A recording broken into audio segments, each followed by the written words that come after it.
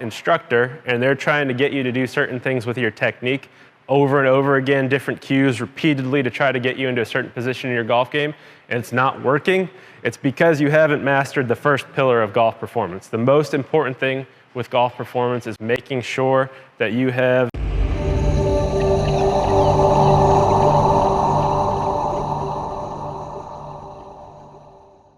Hey guys, my name is John. I'm a physical therapist here at Par for Success. Today I want to talk to you about golf performance, what it is, and how we improve it.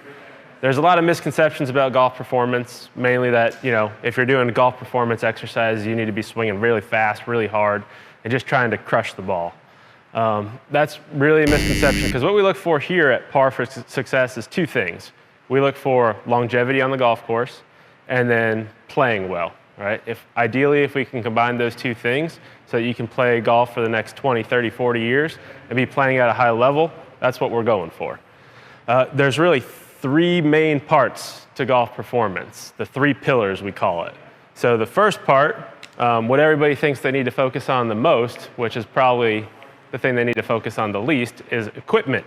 Right? So we'll put this in third place. Equipment. So equipment is important, yes, but it's not necessarily the thing we need to focus on the most. I would say my cue for equipment is if you haven't had new clubs within the last 5 years, then the technology has probably improved enough to the point where it's time to go get fit, get your golf clubs custom fit to you so that that's not something that's dragging you behind. Everybody thinks every year, okay, I got to go buy this new $600 driver. That's not necessarily the case. Your driver from the last 2 years is probably okay. The next pillar of golf performance is a very important one, is technique. So, if you are a new golfer, you can imagine out of these two pillars, where you would want to focus on the most is going to be the technique. So things about like your takeaway, your transition at the top, how you come through impact, your hip rotation, your thoracic rotation, things like that are going to be technique, right? So when you go and see a golf instructor, they're going to teach you some things about your technique and try to get you to improve in that sense of golf performance. However, if you go and see a golf instructor and they're trying to get you to do certain things with your technique over and over again, different cues repeatedly to try to get you into a certain position in your golf game, and it's not working, it's because you haven't mastered the first pillar of golf performance. The most important thing with golf performance is making sure that you have the physical capabilities. So with different age groups, different demographics, this means slightly different things. But in general, when we're thinking about physical attributes that are really important for golf performance, the first thing that we always think about is mobility. For some of our older golfers here that maybe worked a desk job for 30, 40 years, mobility is going to be the main thing that you need to focus on, right? I could go and I could get a new Paradigm driver and I could work with my swing instructor for days on end, but if my hips can't rotate to 45 degrees through impact in my golf swing, it doesn't matter how much instruction I have, my body physically will not let me get to that point in my golf swing. Along the lines of mobilities, we have our 4 rotary centers, right? You have your shoulders that need to be able to rotate, your cervical spine that needs to be able to rotate, your mid-back needs to be able to rotate, and your hips. If you haven't had a screen for those, make sure that you check the link below. There's a home assessment that you can view to see if you're hitting our benchmarks for all of your mobility assessment. Now, once you have conquered mobility, that gives you a better opportunity to kind of dabble in some of these other things. But until you're moving well, you're mobile, it's not necessarily a good idea to get new golf clubs, because the more that you practice, the more that you go to the range, your swing is going to change as this improves. The second aspect of your physical is going to be your strength, right? So strength and coordination are super important.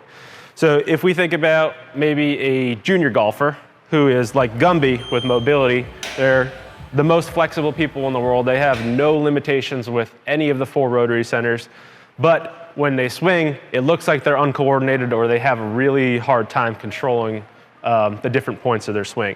This is where they really need to hammer down on the strength, right? Because you could be super mobile, But if you don't have the muscle coordination and the muscle strength to be able to get through impact safely, then you really need to be hammering down on this aspect. So that's where we think about even just your basic compound lifts are going to help a lot for strength and coordination. Bench press, deadlift, squat. All those things are super important, but you have to make sure that you're doing them appropriately before you dive into that. So make sure you're finding a golf expert to help you with that. The third thing that we really think about here is going to be power. Right, so moving down the list there, that's kind of your order when you're trying to train your body to be at peak performance for golf. Power is the combination of strength and speed.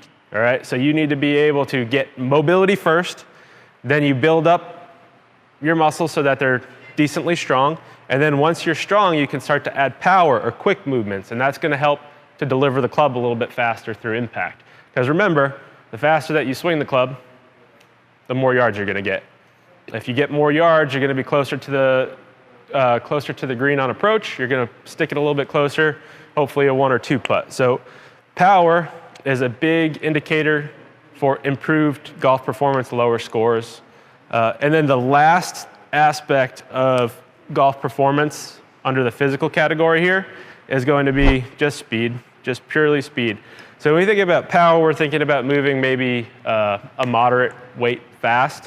When we think about speed, I'm thinking about how fast can I get just a lightweight object from start to finish. So that's where we're really thinking about club head speed from the top. There are intersections with the 3 pillars, right? Like your physical and your technique, they kind of cross here in the land of biomechanics. So here at Par for Success, we have 3D ground reaction force plates. We have a K-Vest where we can measure how you're using this to deliver this product, this technique.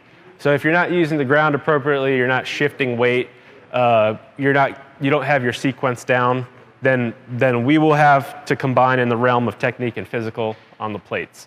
But in general, if you can conquer these 3 things individually, you're going to come together to be a higher performing golfer. First and foremost, physical, mobility.